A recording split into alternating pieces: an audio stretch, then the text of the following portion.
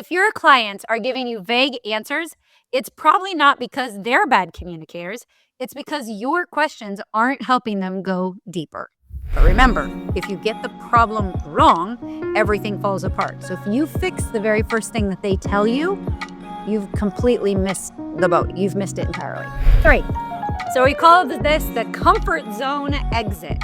And this is where they start hinting at something deeper and you move on.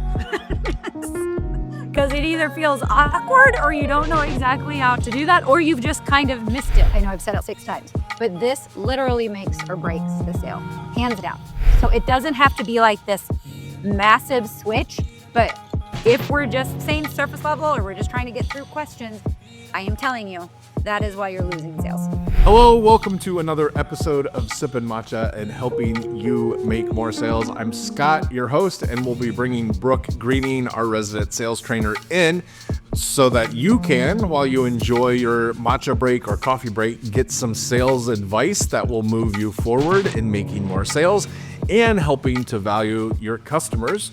I know we're excited today, Brooke, about something that's happening, and that is the pipeline construction that has been going on outside of our house seems to be getting cleaned up. So the last few recording sessions we've had, our production quality assistance, AI tools, all the things have been working overtime to get rid of the construction sounds. Yes, and so here's a fun note as well.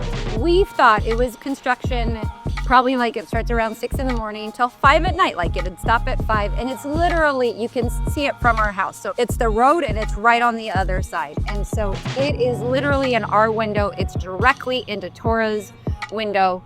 But we found out a new special surprise that they also work on Saturdays at 6 in the morning. So for the last 3 weeks, we have been dealing with construction all day, every day. They're doing a great job. I'm glad that they're fixing what they need to, but we are very, very thankful that they are starting to lift the roadblocks and are going to go away. Yes. So we're looking forward to that. We're looking forward to the traffic going back to normal and all the things. That's a little bit of our woes and problems in life, but we've actually been talking about, that's right, we've been talking about recognizing problems in sales conversations. See what I did there? A little transition. Yep. And this idea that when we're recognizing problems, we're discovering people's true buying motivations and doing that. And last time we talked about what that is, why it's important. This time we're going into how people typically do that and maybe some of the common mistakes that you see. I should just say, remember, be a normal human, right? So sometimes people hear, I gotta find this deeper issue or whatever, and they dive right in and go crazy with really deep questions right away. Like, you gotta ask a surface level question to start with, and then go from there. You can't just dive into the deep end. But other than that, what are some common problems that people have or that as you interact with your clients, you see all the time? Yeah. So there are 3 things that I see on a regular basis when we start talking about understanding the problem. And like we talked about before, if we get the problem wrong, everything falls apart.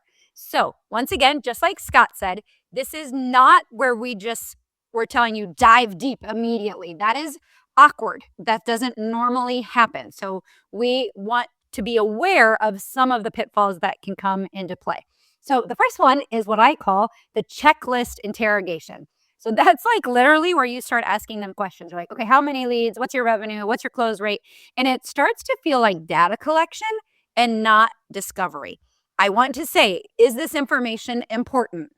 Yes, but if the only reason we're asking that is so we can figure out what's going on, we've missed it and we're beginning to switch it, and it needs to be about them and their problems. So we cannot just land on the checklist interrogation. Yeah, and I think sometimes people get confused and they think, oh, I'm doing a good job because I'm asking more questions. And they're really just asking the same question in different ways. And they're not really getting to the motivations behind it. They're just getting more details about that first question, which doesn't help them a lot. And then I think another thing is sometimes it results in you're asking questions that are probably work that needs to be done after they've agreed to work with you. It's not necessarily part of the buying decision at the front end. I would say that, but I would push back a little bit because when I'm working with my clients, they're like, Brooke, I have to know this information in regards to knowing how to set the proposal, all of that. So I'm not arguing that. I am just saying be careful because in this moment, we're trying to understand what's driving and motivating them, not the surface problems that we're going to be fixing. Is it bad to have some of these questions? No. Is it bad to pretty much have this be your whole discovery process and then this is how you build out everything else? Yes. So they're not bad, but we cannot land here. There has to be other questions because this is not going to tell us what's really driving and motivating them. Good. It's good to get coaching. No, I asked that because I think that people struggle to understand what's the difference. So that's helpful to know. So the first one is like the checklist working through. What's the next one? So the next one is the fix it jump. So that's when they say, hey, we need more leads. And then I could respond and be like, oh, well, hey, you should join my masterclass. And I do a sales lab and this is what we do. And it's for 6 weeks. And I help you do this. And there's a guarantee that will double your revenue or you can keep going. And I'm just trying to fix it. All of the things that I have said are true, but that's not what's actually happening. We're trying to fix it too fast. And that's what happens. You ask one question, they share a problem, and then you fix it mode. And that is not a good discovery process either. Because at that point, you have completely skipped the problem entirely. And you may not think that because you're like, no, they told me that's the problem. But remember, if you get the problem wrong, everything falls apart. So if you fix the very first thing that they tell you, you've completely missed the boat. You've missed it entirely. Yeah, and I think this idea of leading, of helping people understand where they're at, sometimes you're even helping people put words to things that they're not even sure how to do it. And if you jump in with solutions right away, you miss that opportunity. And so yeah. And I hear that. So people will push back and they'll be like, no. It was a great conversation. They told me what was wrong and I told them how I could fix it. And that's when people get frustrated because they're like, that was a great conversation. And then they end up getting ghosted or the sale doesn't happen. And I am telling you, one of the main reasons that is happening is because we fixed it too soon.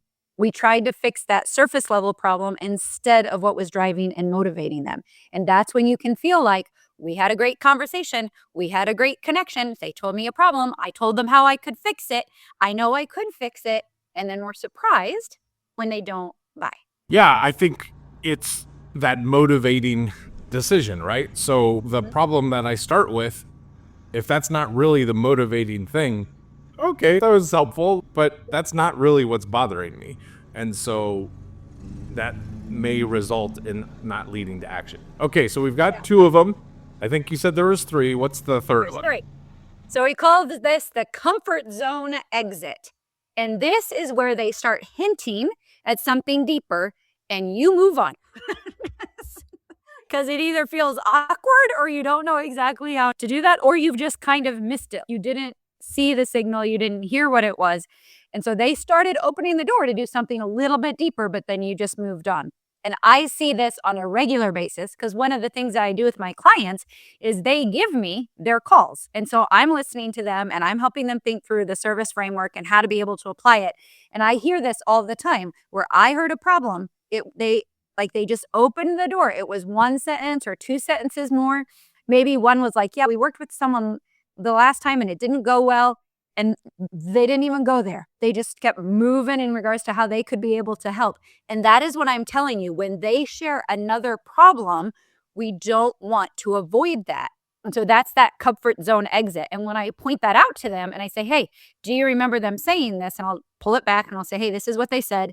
This is what you did instead. They're like, yeah, I heard it, but I didn't quite know what to say or where to go from there. And so they just kept moving forward. And so literally, people are probably starting to share with you problems, but we will take that comfort zone exit because we're not entirely sure what to say or what to do.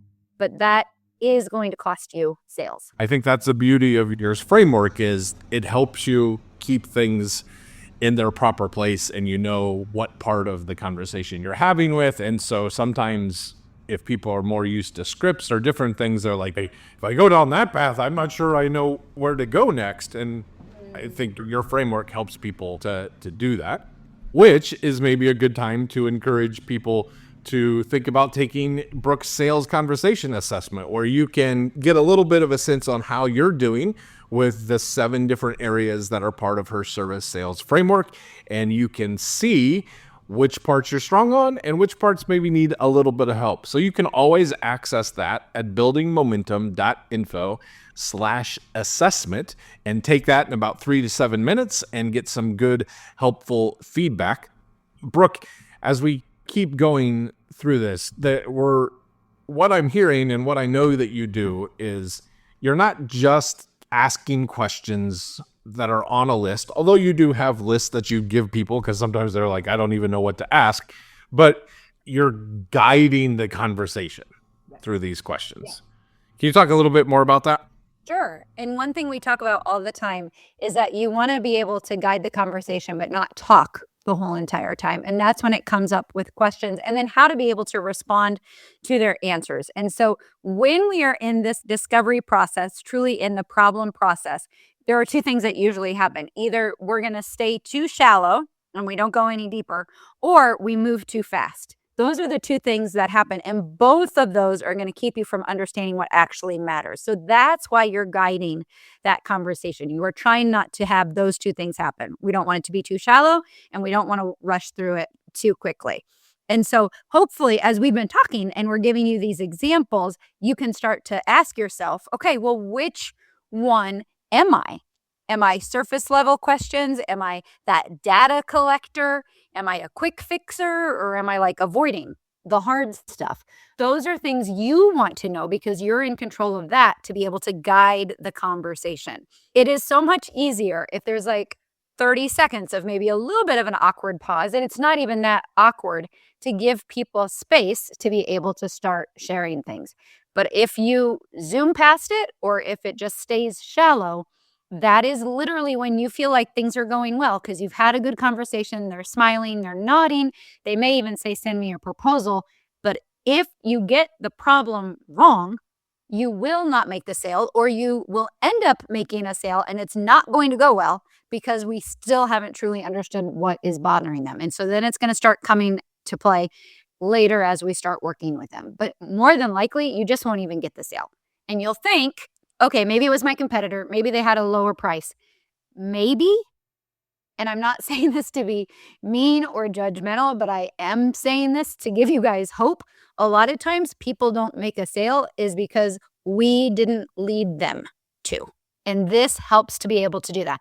Not in a manipulative way, not in a pushy way, but in a way so that they can make a real decision and they can feel good about that decision and you can feel good. I just want to encourage that. This is, I know I've said it 6 times, but this literally makes or breaks the sale, hands down.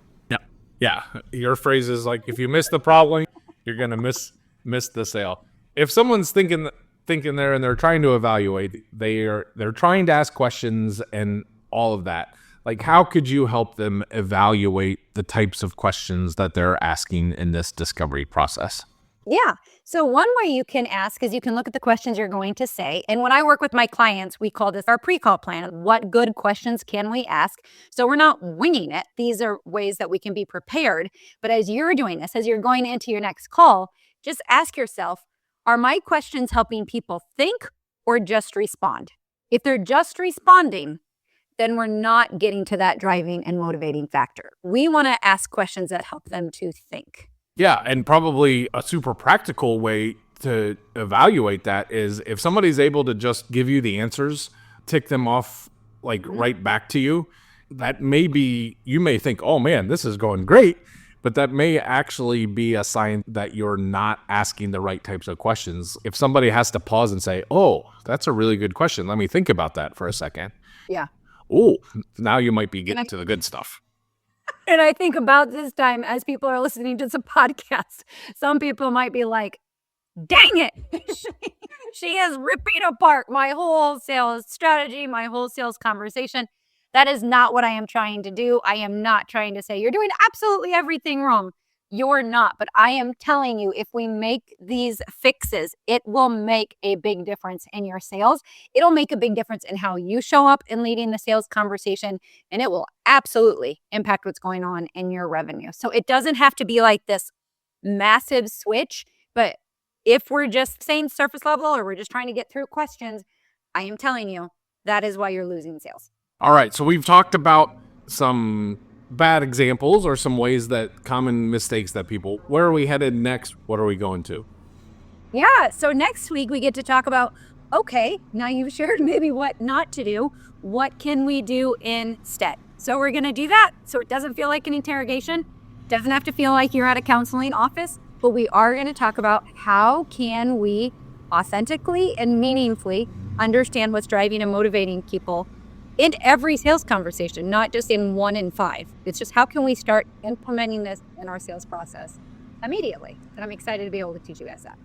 Yeah, and you don't have to become a therapist to do that. I was thinking you are a counselor. You weren't trained by the CIA to interrogate foreign terrorists or something. It's not a hard thing. It's not something where customers get off the call and they feel beat up or something like that. No. It's almost always very, very life-giving and very positive and that. So the way that you can keep engaged and to participate is to subscribe, to like, to turn on the notifications if you're watching on YouTube or whatever the case may be.